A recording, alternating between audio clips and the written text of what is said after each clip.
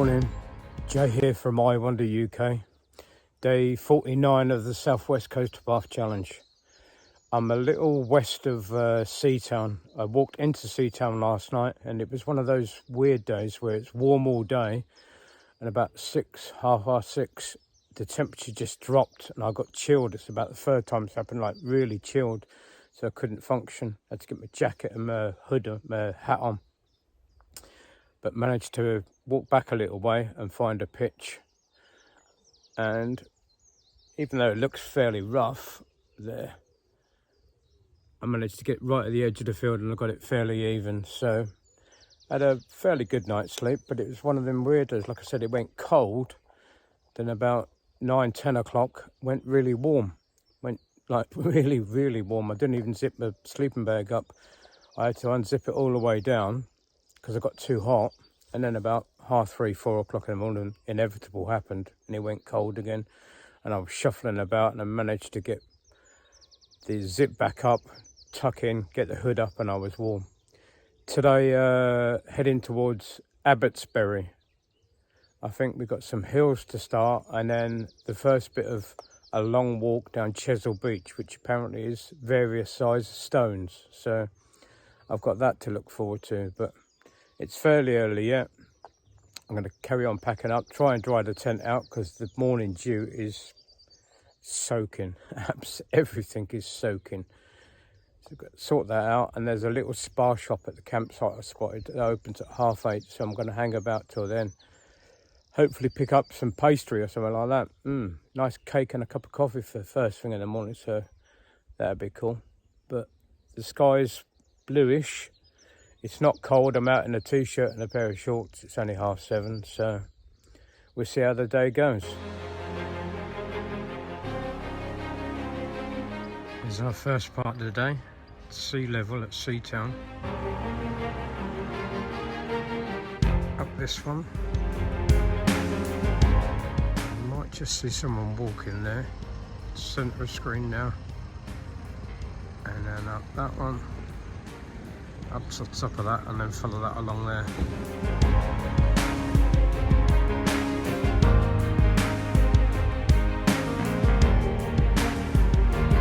Little look back to Seatown. There's Golden Cap where I was up yesterday afternoon. The Lime Regis in the middle of the screen now. And I started off somewhere, I think just around the corner of that headland yesterday morning. Let's see what's in front of us today.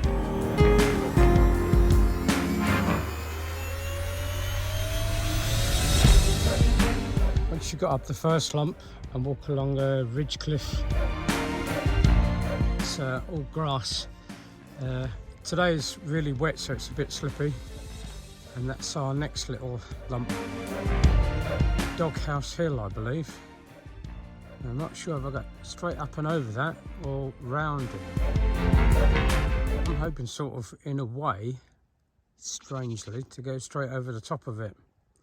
We'll see when I get to that finger post in the distance. Centre of screen now. No, I'm going for the straight up and over. You can tell the steepness of some bits where footprints have been kicked into the landscape just to form some kind of steps, but on a dry day they do actually help. It's either that or another classic sign when you're looking at maps. If the path zigzags, you know it's going to be quite steep. Unfortunately, these kicked in steps run out about halfway up. I've got to get to the top of that. I don't know if you can see the dew still on the grass, so it's a bit slippery, but you know, it's all part of the challenge. I've been in a doghouse multitude of times in my life, so I thought I might as well be on top of it for a change. There's a good view of Golden Cap. In fact, it's a good view all round. Just, I'll try and get out the picture a bit. Ignore the caravan site. And Golden Cap was where we did yesterday. This is where we're going now. I think you might just be able to see Portland about there. Let's carry on and find out. Great views from up there, 360 literally. Well worth it, and it's not that bad, really. I promise, it's not that bad. But you'd miss out on some of these views up here. I'll give you an example. Looking ahead of us now, there's some type of torch or burn or whatever those things are called. Looking out, and the sun's trying to break through now as well.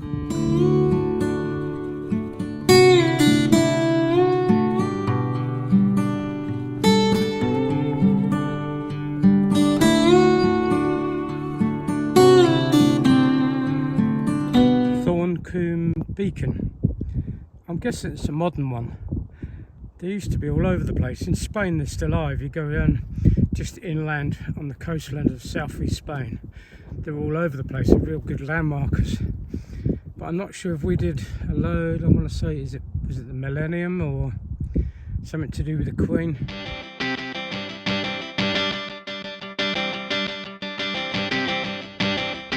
Oh dear, oh dear. As I just reached Thorncombe Beacon, there was a couple coming out from the other way, and before they even said good morning or anything, the bloke said, "Is this Golden Cap?" I'm afraid I was the one that had to tell them that those three lumps on the other side there, and then Golden Cap in the distance was where they are. And then she decided they'll be doing that tomorrow. They'll drive into Seatown and then go up it. Oops.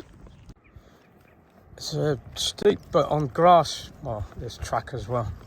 Bit coming down off Thorncombe Beacon, but the view's great. If it just cleared, you'd get a great view of Portland, but it's still a bit of a grey blob at the moment.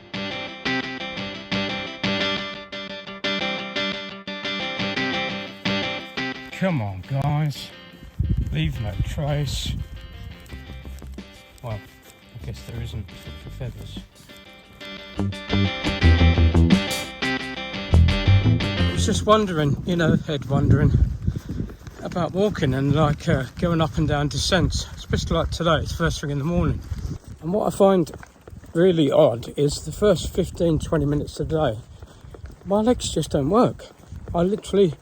They're not like jelly legs, they just won't function properly. However much my head is tell them take a stride, they don't seem to want to work. Literally for 15-20 minutes, I don't know what it's from. It's not stiffness, because I've got my stiffness in there, or aching or tiredness. It's almost like they're saying to me, no, we're not going to do it today. But then literally half an hour to an hour, all of a sudden I kick in, especially if you've got a little bit mixed terrain. Like going up and down, you know by now that I don't like walking on the roads. Oh God, or flat. My two worst enemies. But going up and down, but it's just legs work first thing in the morning. Just an odd sensation. That cloud looks really cool behind me, doesn't it? Don't know what that's called. I'm not sure if I'm pronouncing this right, and I'm not sure if I'm in Dorset yet or not. I did just see a Dorset council sign, but I'm struggling to pronounce the names of things. I think this little bay here with nothing in it, the village is just further in, is called Epe, is how I'm going to say it, E-Y-P-E. And I've just come off the top of Yeet Top. Now I'm heading for the top of this one here. I'll just zoom in for you. This is meh. Just meh. I'll give you a quick look when I'm closer.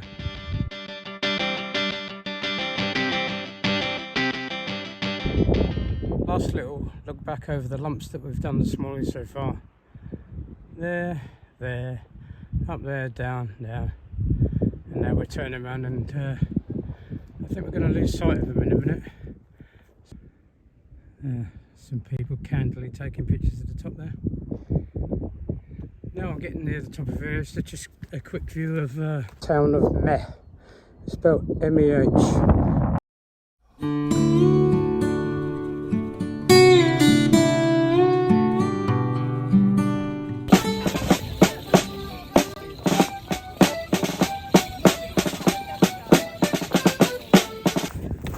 West Bay was much bigger than I thought it was going to be. And as I came round it, oh my god, the fish and chips smell gorgeous. But just after 11 o'clock in the morning is too early for me. At the end of the day, that would have been just perfect. At 11 o'clock. No, I don't really feel like eating stuff like that. But this is our next, let's say, obstacle. I think they've rolled cheeses down here sometime.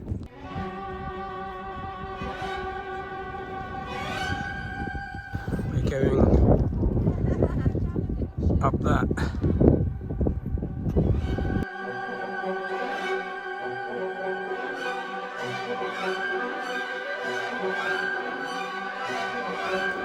Slope out of West Bay is steep, but it doesn't go on for long, I promise.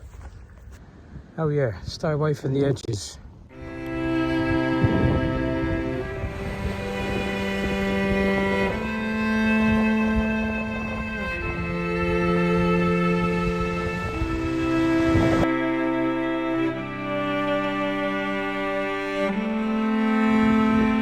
Take a look at this beautiful sandy bay. A couple of paddle boarders, gig rowers, beach. That's the cliff tops at the other end, Portland in the distance. Messy.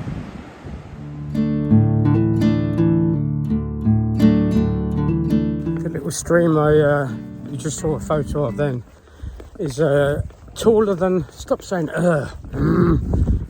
it's higher than the rocks that are going across it. You see the rocks that are going across it, so we had to wade through, and I still don't think it's that deep, but to be honest with you, I just couldn't be bothered to take my boots off.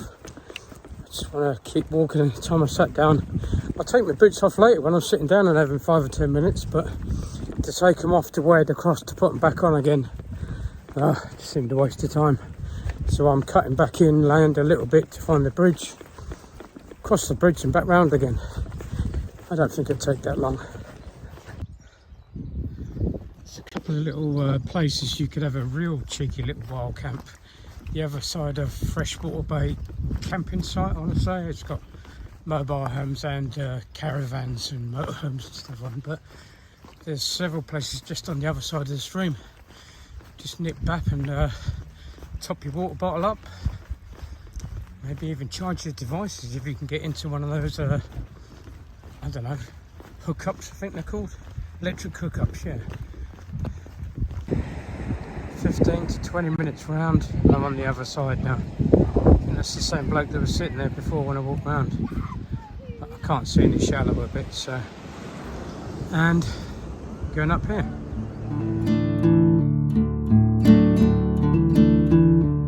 Lastly, I'll look back before we drop back down, because I think the horizon's going to change now. That's Golden Cap on the left hand side. We left from just this side of there this morning at Seatown. After the walk alongside the golf course, just an easy stroll down towards Burton Bradstock, I think. I took the opportunity to stop for a while and dry my tent out from this morning. Got about 80-90% dry, so bonus. A nice gentle slope out of Burton Bradstock, I promise. Not kidding, not messing about. Just a gentle slope. Just getting a little bit of height again, but nice and gentle, no steps, I think.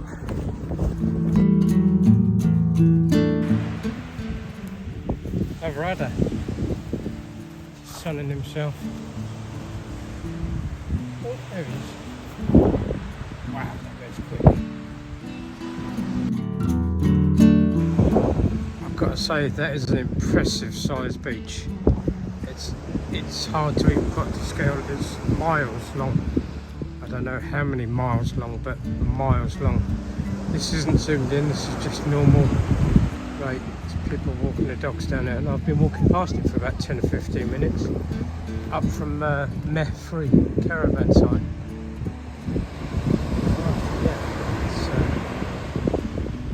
It goes on and on and on.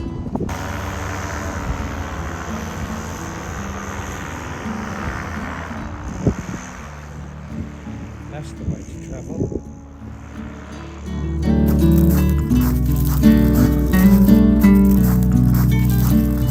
Cobden is the other end of this marshy bit where you first hit the beach with the little sandy, little tiny stones.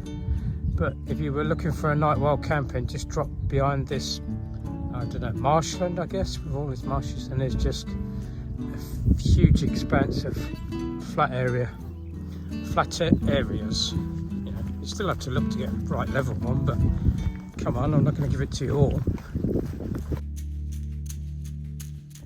I'm at Cobden now, on the other side of this marsh for a little bit, and if you look back you can still see Golden Cap standing out where I left this morning. I'll try and zoom in a bit. Wow. I don't think I've said this in a couple of days, but look at the colour of that sea. I was trying to amuse myself by counting these stones.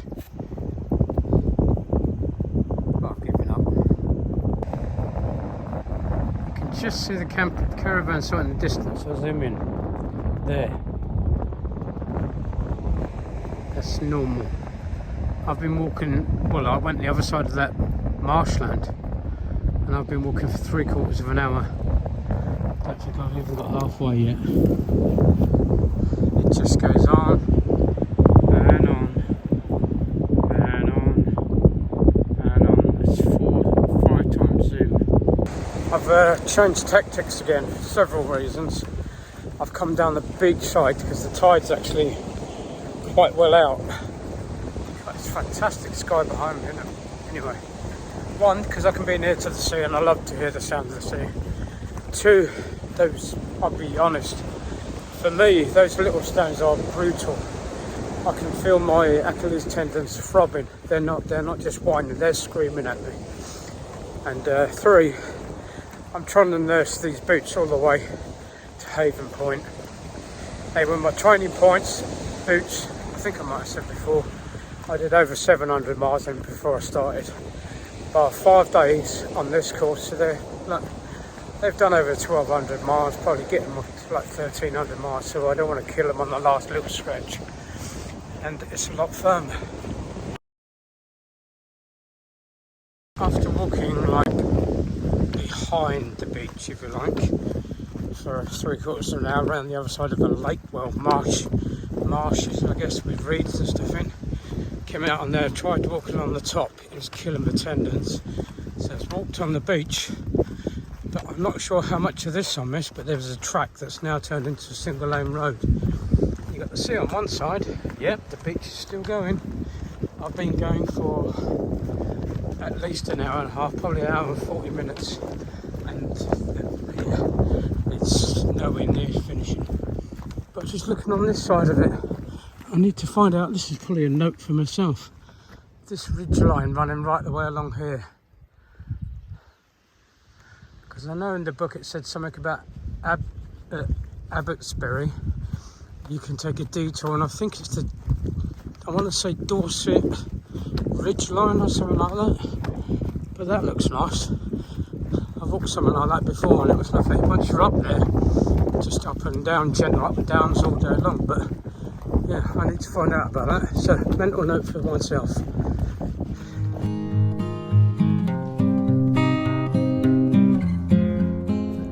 I've lost count of the times of past golf courses on this coastal walk. But this, I don't know if you call it a pasture land or whatever, that could practically be a golf course there. It looks well trimmed. You know what, it's 4 o'clock and I'm starving. I'm beginning to regret not having those fish and chips at 11 o'clock in West Bay. I'm having illusions about it. I've just gone through the car park at the bottom of Abbotsbury, and you have to cut back out through the beach again for about 150 metres and then turn left, and now I'm on like a dirt track. I'll be honest with you, I won't be sad to see that gravel go. Oh my word, I can't even begin to, there must be millions of tonnes of it, but that's beat me up, my tendons. Oh. But I was going to go into Abbotsbury for a pint and something to eat, but I don't think I can even walk up there now. I'm on the way up. I think But 2/3 of the way up, you can carry on for what you'll be doing the following day. And that's probably what I'll end up doing. Head out that way just to look for camp for a night. I'm pretty low on water, but I should be alright. We'll see. I might get second, third wind. Who knows?